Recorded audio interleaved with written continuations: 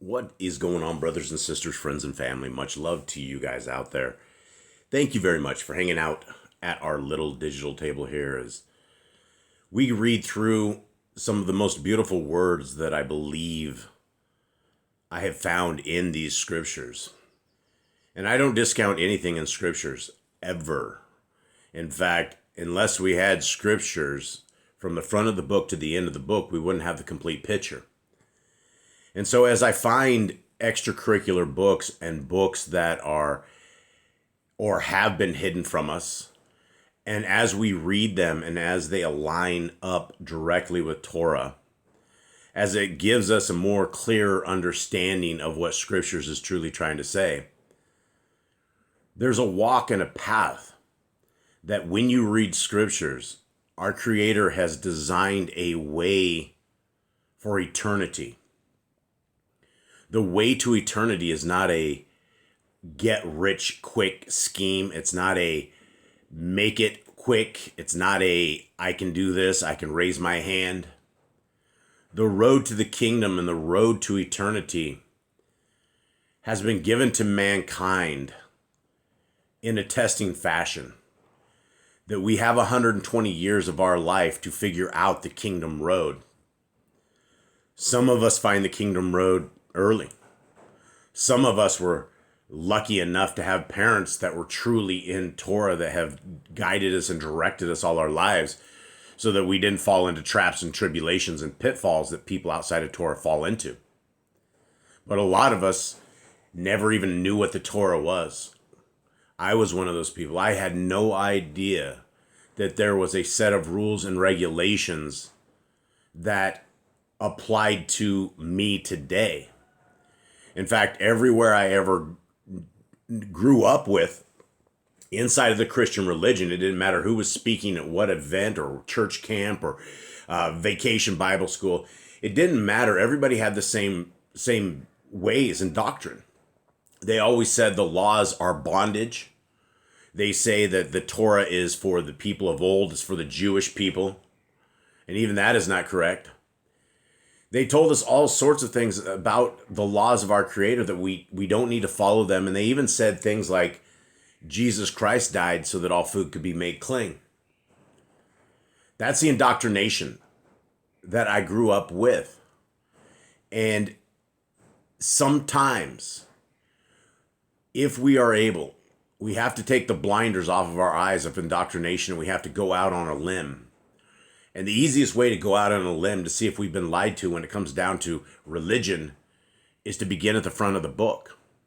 And when you read the very first page of the very first chapter of the very first book, inside of it, not only does it tell us about creation, but it also gives us our very first commandment that we have.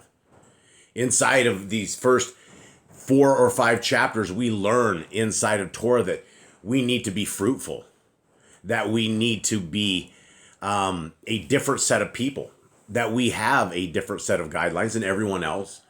We also learn from scriptures that the people of the kingdom look different than the rest of the people out there. Messiah, Yahushua, there were no J's in Hebrew, so the Hebrew man's name would have not been called Jesus. So I'd like to call him by his Hebrew name, Yahushua. Never once cleared us from the laws. He never said that because my death, burial, and resurrection is part of a system of getting rid of all laws. He never said anything like that. What he says is that many people will come to him at the end times and think that they were doing miracles and casting out demons and doing amazing things. And he's going to clearly say, I didn't advocate this. I didn't tell you guys to do this. And I don't know you. Depart from me.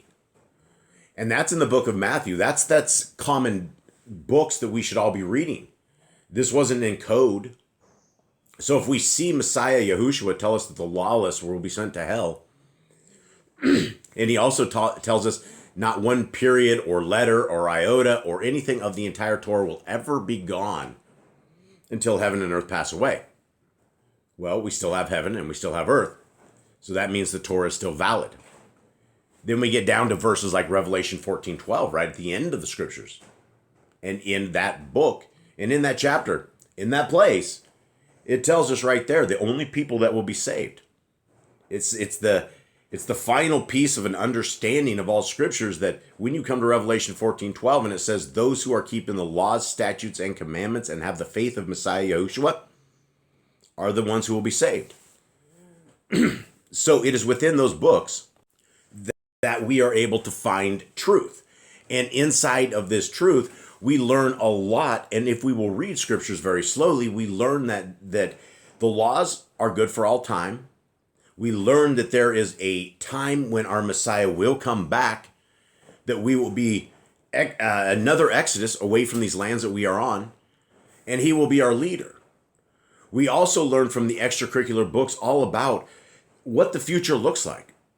We have books that tell us kind of the future. We have books like Second Ezra's that talk to us a tremendous amount about what the end is like and what the holding chambers are like, what death is looking like after we die. Where does our soul go? What happens?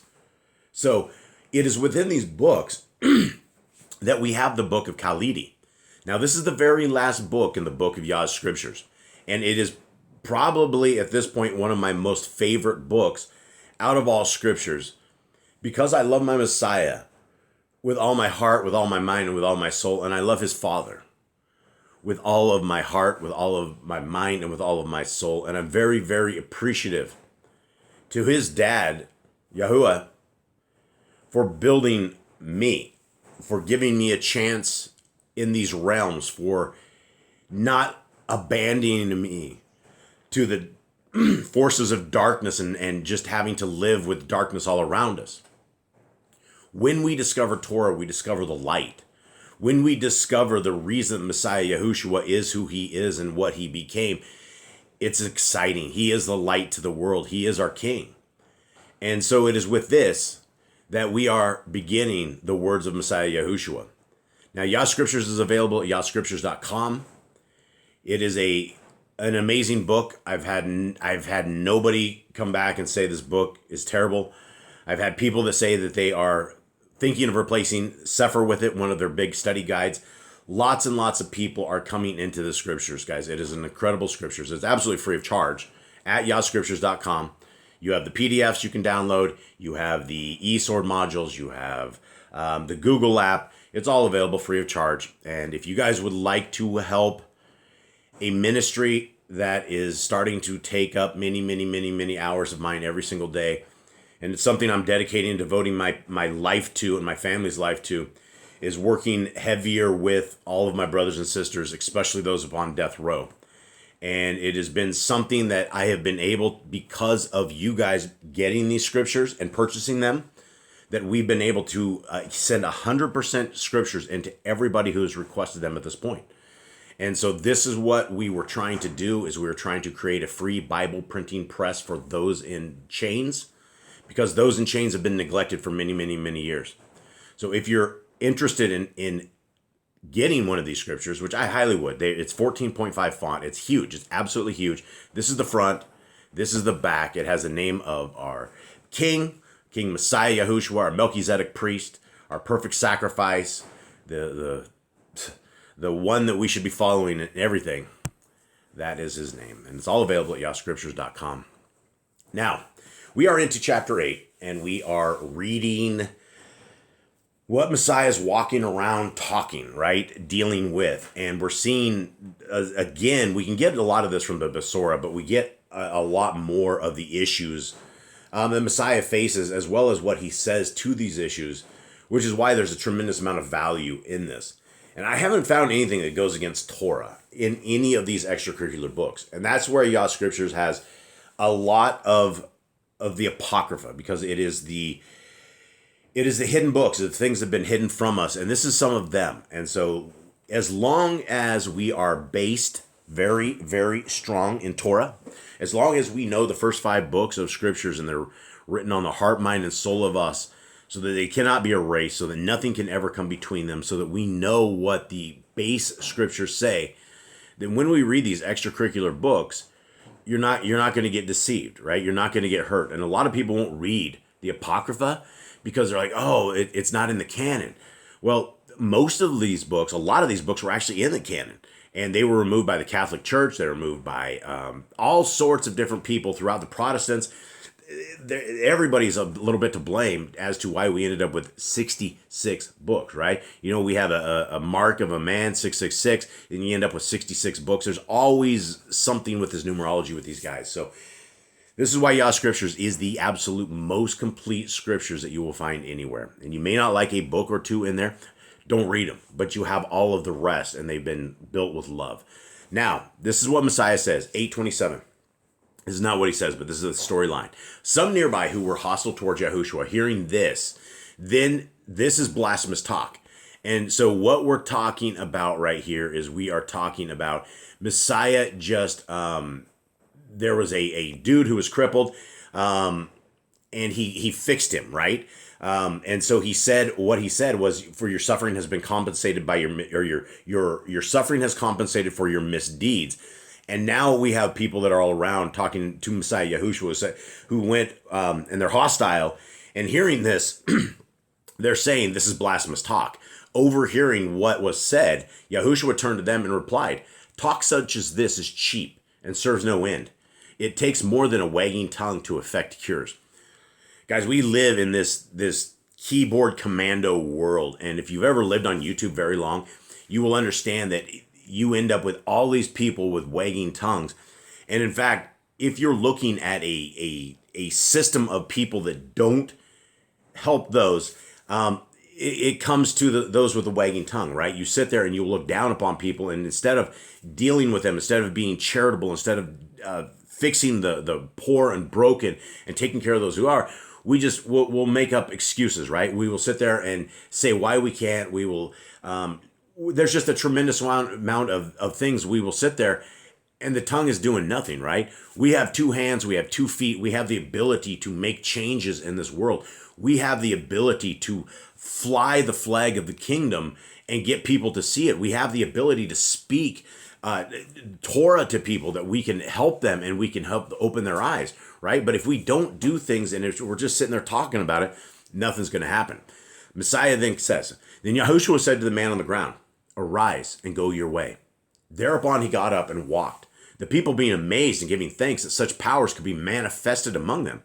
Amazing, right? We have a guy that is broken legs, swollen up. He couldn't do anything. Messiah heals him. Everybody's like sitting there going off about it. And then Messiah's like, stand up. And the people are amazed. And this was lots and lots and lots and lots of people saw the works of our Messiah and the power that he had and his ability to wield the Ruach of HaKodesh, the power, the hand of the creator of the universe. Now, Yahushua then left and returned to the house of Kepha, Peter. And when he arrived, found several Perishim waiting outside. They said, we hear you have much wisdom. What is the basis of your teaching? What sign can you give of your authority, or what proof, so we can believe? Moshe provided bread from the Shamaim when our people starved in the wilderness, and by his deeds we know him for a true Navi. A Talmud said, he has just healed 4 people. But the Perishim replied, there are others who heal. The power is not unique in him. So, you know, it doesn't matter what you do. It never, ever does. And Messiah always ended up with these dudes at his tail. And this is why the Pharisees and the Sadducees get a very, very bad rap. Number one, the Pharisees and Sadducees are a simple religion, just like every other religion. You have Christians, Mormons, Catholics, Pharisees, Sadducees, and they fall up under Judaism because they're all part of Judaism. They're just other sects of Judaism. But they all believe things that are contrary to what scriptures say. Deuteronomy 4:2 says that we do not add to or take away from the Torah. That is the first 5 books of scriptures. So we have groups of these people. It doesn't matter what religion, the 41,000 plus religions, every single one of them have things that go contrary to what scriptures has.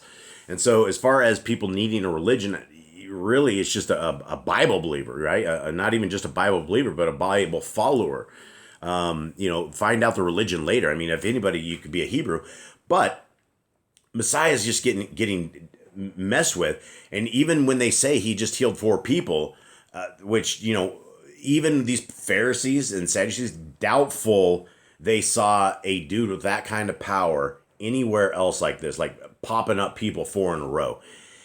These guys are just they're of the devil, right? Their mind is of the devil. Their eyes were not open, and so instead of being in awe of what they were seeing, they were just really messing with Messiah. Okay, Messiah. Then Yahushua said, "Must you have proof and be given signs to believe? Surely this would take all merit from belief.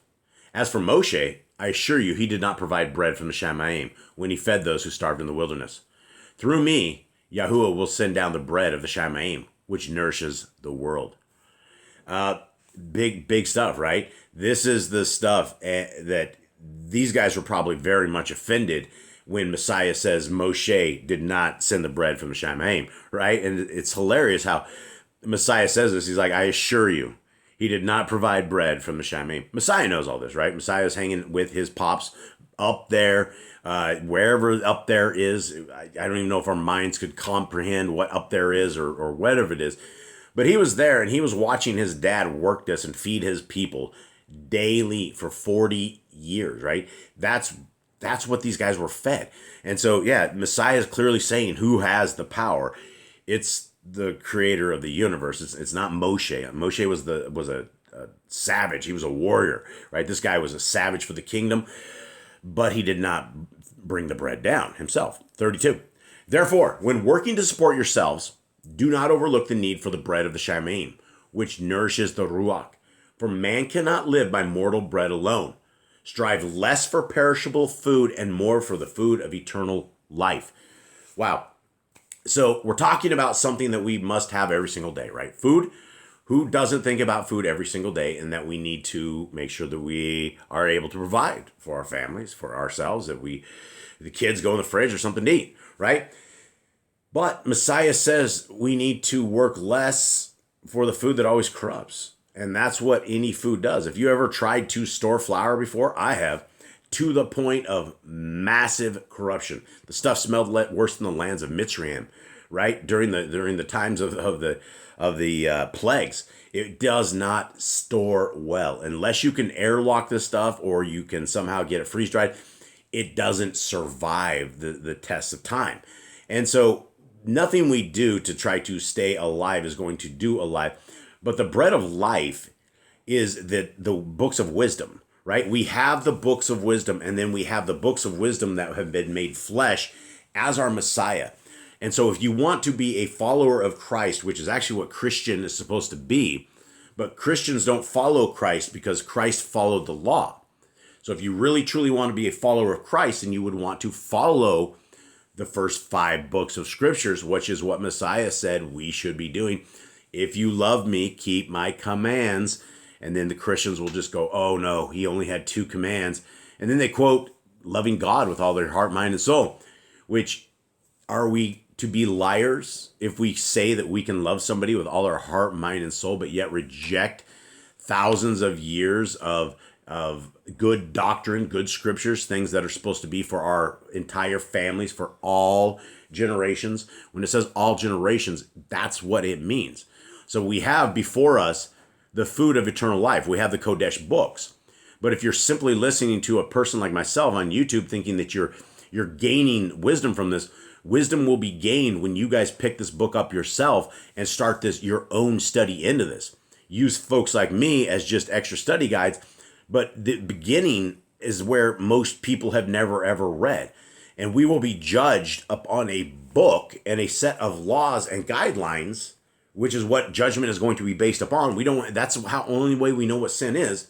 And so if we don't pick it up and read at page 1 and we don't understand the heart, mind, and soul of our Creator and what he wants for us and how he wants us to live our lives, and we're judged on that, this is our fault.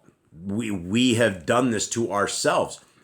People have an entire 120 years to figure this out, and sometimes people find everything else other than trying to seek our Creator their priority.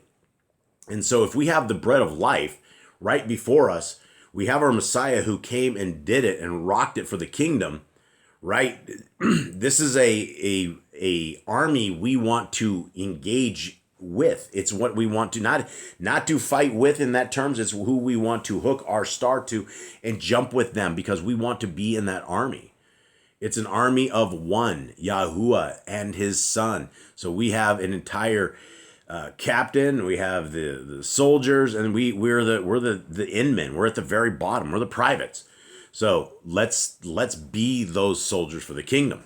Now, taking further what Messiah is talking about, the bread of life, Messiah Yahushua said, I bring the bread of Kai, of life.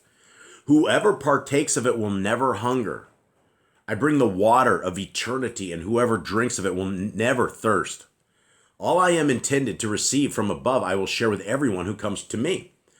Guys, this is the big deal, right? This is why our Messiah came to be this little lamb that was a perfect lamb all the way to his sacrifice, right? An unblemished lamb. This is what the understanding is, that part of the Torah that people don't understand. Whenever you tell people you're a Torah keeper, they're like, oh, you go and kill your animals too, right? You do all this. No, we have a priest. We have a replacement of the Levitical priesthood who kind of failed everything in all of this, because it worked, but everybody kind of split apart and everybody kind of did their own thing. So we don't have a qualified priest. We don't have Levites. We don't have people from the line. There's no way to ever have the Levitical priesthood unless Messiah Yahushua or Yahuwah brings it back the way he wants. It's just not there. You have lineage of people right now who say that they are from them, or that I'm from the tribe of Levi, but you don't have the understanding of exactly how things were supposed to be. And you don't have a land. You don't have a place that is ordained by our Creator right now. And we don't need one, because our priest he's a roaming. He roams about. Our priest is now a qualified Hebrews priest. We don't need a man-made priest. So we have Messiah Yahushua, and this is where he is, the bread of life, right? Whoever partakes of it will never hunger. It's a two-way street, folks. It is a Torah and it is Messiah Yahushua. And that is what Scriptures all teaches. Messiah continues on and he says, the power I have comes from the Shamayim and is used not for my own ends, but to serve the purpose of he who gave it. His will is that I should waste no particle of what I have been given, but must account for it when my work is ended. For it is the will of he who invested me with authority and power, that whoever has faith in me and believes in my cause, putting my teachings into practice, will enjoy immortality and glory. There it is. There's the promise right there, right? But let's take a look at what this promise is about. Number one, this is not a new way. This is not a new Torah. Messiah very clearly says he got his power from his dad, and it's not used for his own ends, right? Everything that he is doing is because he is building the kingdom and becoming that prince of all time for us. So also we can glimmer from this that Messiah and his dad are not the same entity. This whole Trinity garbage is completely demonic and satanic, right? Right here, Messiah would be a liar if the power was his own and he gave it to himself and he was serving his own purpose. Because if he was the Father, all of this would all be the sham, right? This would not be right. This is the Son. This is our King. Our King is going to be who's going to be in Mount Zion when the city of Elohim comes down. That's where he's going to hang out. That's where we will hopefully have a shot at. Continuing on this thing, Messiah says that his will, and he's talking about his dad. His dad's will is that he should waste no particle of what he was given, but he must account for it when his work is done. Guys, this is the same accounting that all of us are going to go under. When we take our last breath, we go to the day of accounting. We go to the moment in time when we will either go to a good place or a bad place, a holding unit, up until the day of judgment. There's a world after this, and a lot of people don't see the value in the world to come. They only see the trials and tribulations of the world that we have right here. But these trials and tribulations were given to us by our Creator to see if we're qualified for this kingdom. You see, the kingdom isn't built for pansies, right? The kingdom isn't built for those who are wishy-washy. The kingdom isn't built for those who like to dabble in the world and to hang out with the demons and devils and all that the devils enjoy, right? The kingdom people smell different, taste different, look different, and they worship different, right? We are those people that are been told how we need to worship. We have appointed times every year. We have Passover, we have Sukkot, we have all of this stuff, right? Trumpets. But that's all part of it. And when the kingdom to come is there, we will all be doing these exact same things. Now, continuing on with this, the promise right here, the final part of 35, and I think we'll drop it right here, but it is the will of he who invested me with authority and power. Right? Who's the will of he? Well, he just said right above there that it's not his own power. So he's Yahuwah, Dad, Father, God, as you guys would call him. For it is the will of Elohim Most High, Yahuwah, who invested Yahushua, me, two separate people, right, with authority and power, that whoever has faith in me and believes in my cause, putting my teachings into practice, will enjoy immortality and glory. Guys, this is Revelation 14:12. And I'm going to go to that real quick. Let's finish up with Revelation 14:12 right here. And this is the final one of these promises, or one of these things that you make it all the way to the end of Scriptures. And you have a verse right here. And it says, here is the endurance of the saints, right? The Kodeshim, those who are holy, right? Here are those guarding the commands of Yahuwah and the belief of Yahushua. This is why I always talk about this being a two-way road for us to go, right? But Messiah talks about gates, and he talks about most don't make it through these gates because most fall into the path of destruction. So this is one of the reasons that we're always reading with all of you guys out there, because not only are we reading for ourselves, myself, and trying to hone my skills and make myself a better person according to what Scripture says is good people. But I think all of us as a family can sit here and discuss this stuff and talk about it and try to hone our skills, try to hone our way, try to become those kingdom people. I think the road to the kingdom is going to be a lot harder than what we have. And we have 41,000 religions that have it all figured out, how salvation is super easy. But salvation is only going to come to us by fear and trembling and a humble heart, a clean heart. And we have to be able to be Scripture people, right? We're not going to do this unless we're well educated in Torah, because that's what's going to protect us from being owned in the whales of this world. So with that, guys, I will say that's the end. Much love to you all. Have a great day. I'm out.